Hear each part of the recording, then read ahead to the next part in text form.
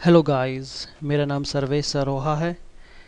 हमारी इस वीडियो के अंदर हमारा जो टॉपिक चल रहा था वो है हमारा caching only name server. Right click, open terminal और इसे पढ़ा कर लेते हैं।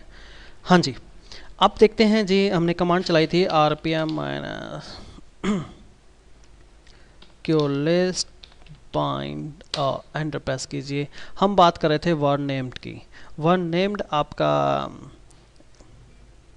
ऐसा जोन स्टोर करता है कि आपके फॉरवर्ड रिवर्स जितने भी आपके आईपी वर्जन 4 आईपी वर्जन 6 के लिए उनकी लोकेशन जो होती है स्टोर, वो हमें वर्ड नेम्ड के अंदर डालनी पड़ती है। चलते देखते हैं इसके cd वर्ड नेम्ड और एंटर। और यहाँ पे हम देखते हैं, इसको थोड़ा ऐसे करके देख लेते हैं। हाँ जी, इसके अंदर बहुत सारे हमारे फाइल्स है, डायरेक्टरी है। सबसे पहले यहाँ देख लेते हैं हम नेम्ड डॉट सी ए। नेम डॉट सी ए आपके रूट हिंट्स की इंफॉर्मेशन रखता है। इसको ओपन करके देखते हैं। लेस नेम डॉट सी ए, यहाँ पे देखिए ये हमारे जितने भी इंटरनेट कनेक्टेड डोमेन सर्वर है, ये हमारे रूट हिंट्स हैं, डीएनएस सर्वर। इनके पास बहुत सारे जो उनकी इंफॉर्मेशन होती है अलग अलग डिफरेंट, जैसे आपके google.com है, आपका gmail.yahoo.com है। तो ये सारे आपके रूट हिंट्स है। जितने भी आपका, यदि आपका कोई भी डीएनएस सर्वर यदि आपके इंटरनेट नोड से कनेक्ट है तो आपको ये रूट हिंट्स शुड भी आपके पास होने चाहिए। इसको एंटर और क्वेश्चन क्यों बाहर निकल जाते हैं। और यहाँ पे हम करते हैं लेस नेम। हम एक फाइल को और देख लेते हैं, name dot loopback adapt loopback. This is for loopback adapter. यहाँ पे देखिए हमारा एनएस, हमारा ये आपका ए, आपका होस्ट रिकॉर्ड आईपी वर्जन 4 के लिए ये है। हमारा यहाँ पे 4 टाइम्स ए है, यानी कि आईपी वर्जन 6 यूज़ किया गया है। तो आपके लूपबैक अडेप्टर के लिए आईपी वर्जन 4 आईपी वर्जन 6 के लोकली होस्ट के लिए ये इंफॉर्मेशन यहाँ पे स्टोर है।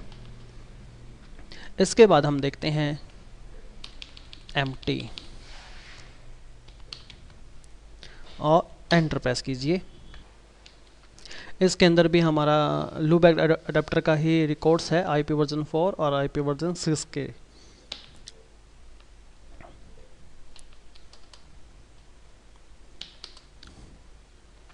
देन हमारा यहाँ पे है ये जो रेफरेंसेस है, ये इसका रेफरेंसेस हमारी एक फ़ाइल थी, जैसे इसमें दिया गया है कि लूप आपका जैसे लूपबैक अडेप्टर के लिए हमारी empty है, नेम डॉट empty और लूपबैक अडेप्टर, ये इंफॉर्मेशन भी हमारी दी गई है। चेक करने के लिए हम यहाँ पे करते हैं लैश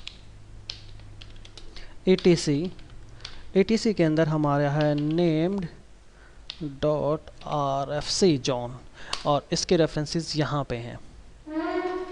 यहाँ देखिए, ये देखिए आपके लूपबैक अडेप्टर के लिए हमारी नेम डॉट लूपबैक और सेकेंड है हमारी है name dot empty।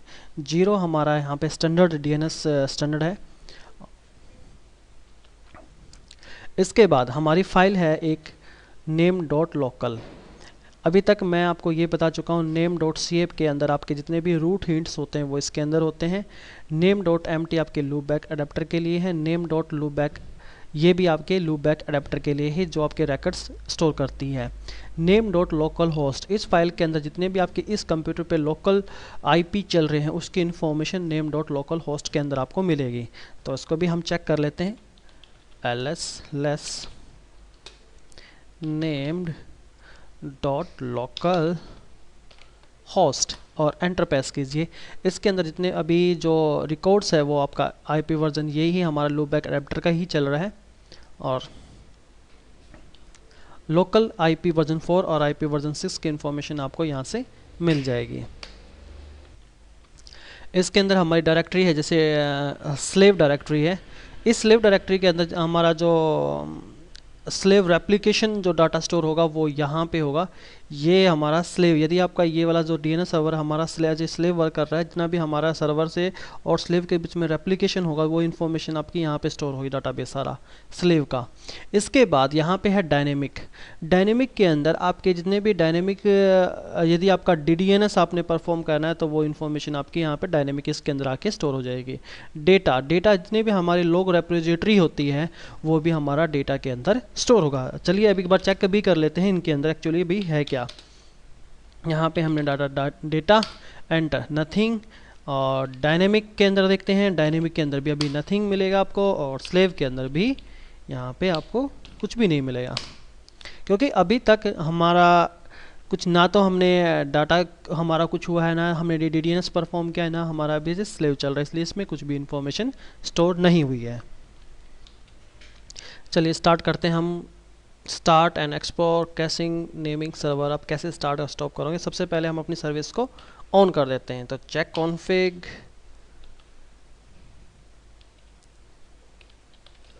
Check config named on. इसके बाद हम सर्विस स्टार्ट करते हैं, सर्विस नेम्ड स्टार्ट। अभी जो हम प्रैक्टिकली परफॉर्म करने जा रहे हैं ये हमारा है कैशिंग नेमिंग सर्वर।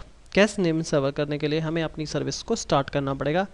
पहली कमांड हमारी चेक कॉन्फ़िग नेम ऑन, हमने अपनी सर्विस को हर टर्मिनल पे ऑन किया, उसके बाद सर्विस नेम स्टार्ट, अपनी सर्विस को स्टार्ट कर दिया। चलिए हम एक क्वेरी कर लेते हैं, तो dig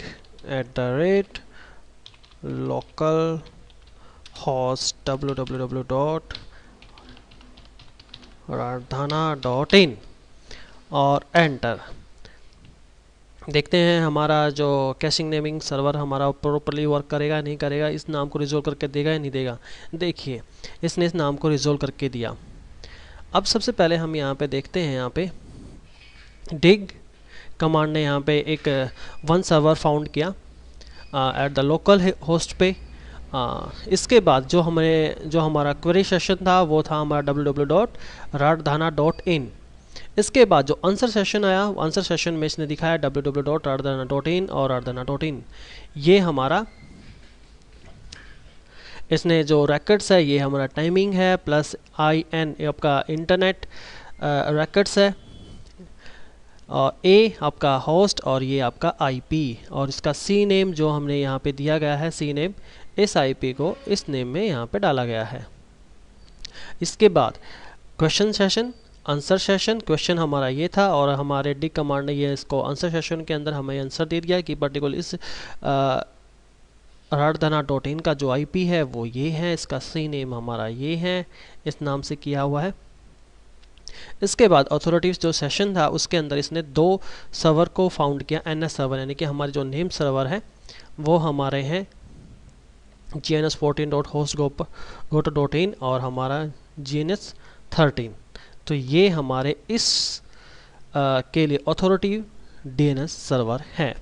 इसके बाद यहाँ पे क्वेरी जो टाइम लगा है वो हमारा अप्रोक्सीमेटली 2 मिनट्स लगा, क्योंकि यहाँ पे मिली सेकेंड के हिसाब से है, तो यहाँ पे अप्रोक्सीमेट 2 मिनट्स।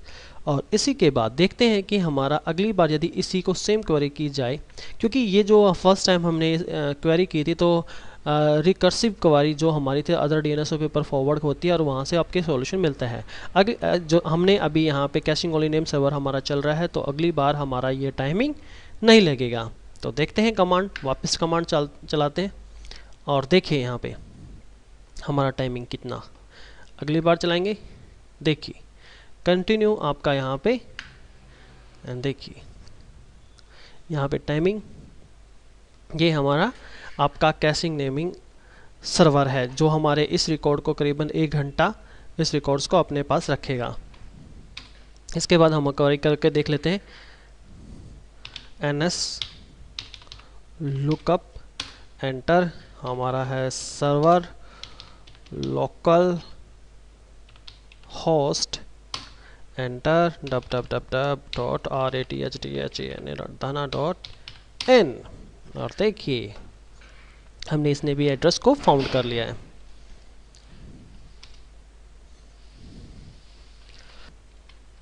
डीएनएस सर्वर के अंदर आपकी जो बाइंड सर्विसेज होती है वो बाय डिफ़ॉल्ट आपके यूडीपी पोर्ट नंबर 53 पे वर्क करती है।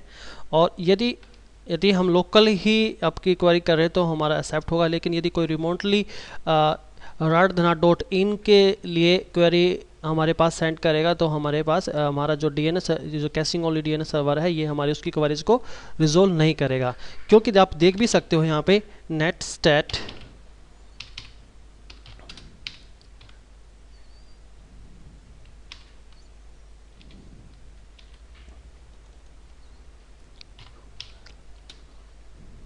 grep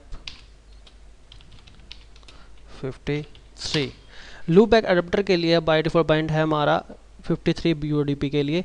तो यदि कोई रिमोटली रिमोटली कोई क्वेरी आएगी तो हमारा डीएनएस सर्वर उसे रिजोल्व नहीं कर पाएगा, क्योंकि आप यहाँ पे जैसे ही कोई क्वेरी करेगा तो ये हमारा एक्सेप्ट ही नहीं होगा। क्योंकि देखो यहाँ आप देखने के लिए हमारी कमांड है, मैं आपको बता भी देता हूँ क्योंकि अभी मेरे पास कोई क्लाइंट है अवेलेबल नहीं है, वरना मैं आपको इस प्रैक्टिकल को परफॉर्म करके दिखाता। आपको जस्ट कुछ नहीं करना, एक सिस्टम और लेना है और वहाँ पे उस सिस्टम पे जाके आपको कमांड चलानी है dig@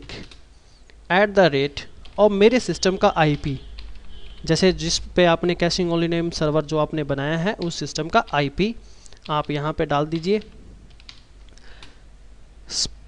स्पेस, और आपको क्वेरी करनी है radhana.in के लिए। तो आपकी क्वेरी एक्सेप्ट नहीं होगी, ना तो आपकी क्वेरी रिजोल्व हो पाएगी।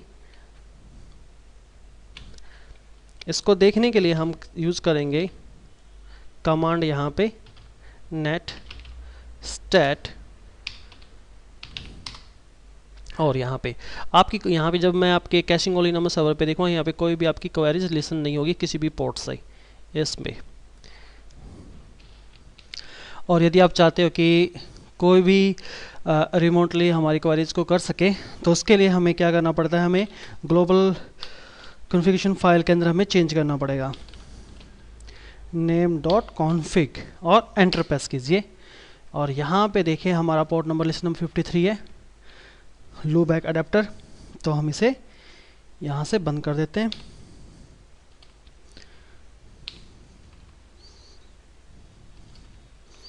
एंड सेकेंड IP वर्जन 6 के लिए, और यहाँ पे हमारा है लोकल के लिए, हम यहाँ पे डाल देते हैं पर्टिकुलर नेटवर्क, जिस नेटवर्क के लिए अलाउ करना चाहते हो आप या सभी नेटवर्क के लिए, तो यहाँ पे आप डाल दीजिए एनी।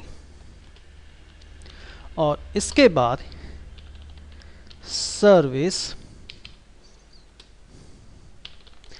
नेम्ड रिस्टार्ट और एंटर, वेरी गुड। और अब आप देखिए किसी भी आप लोकल मशीन पे जाइए और वहाँ से आप कोई भी क्वेरी करके देखिए आपके इस DNS से, इस कैशिंग नेमिंग सर्वर से, और आपकी क्वेरी रिजोल्व हो जाएगी। अच्छा, आप लोगों से मैं एक बात और कहना चाहता हूँ, यदि आपको मेरी वीडियो अच्छी लगती है तो आप प्लीज़ उसको लाइक करा सकते हैं, और आप चाहते हो कि कंटिन्यू जब भी मैं कोई जब भी मैं कोई वीडियो अपलोड करूँ तो आपके पास मेल आपके पास सेंड हो जाए, तो उसके लिए आप मुझे यूट्यूब पे सब्सक्राइब कर सकते हो। आई होप आप लोगों को मेरी वीडियो अच्छी लगती होगी, और जल्द ही मैं पूरी कंप्लीट RHEL 6 की सारी वीडियो अपलोड कर दूंगा। जस्ट मुझे कुछ टाइम दीजिए। इस वीडियो में हमने आपका कैशिंग ओनली नेम सर्वर को हमने सीखा। नेक्स्ट वीडियो में हम DNS सर्वर प्राइमरी सर्वर कैसे बनाया जाए, उसको कैसे कॉन्फ़िगर किया जाएगा, सेकेंडरी सर्वर के बारे में हम जानेंगे, रिवर्स के बारे में हम जानेंगे। तो टॉपिक है, धीरे धीरे सारी वीडियो आपके पास अवेलेबल हो जाएगी। Thank you for watching my videos.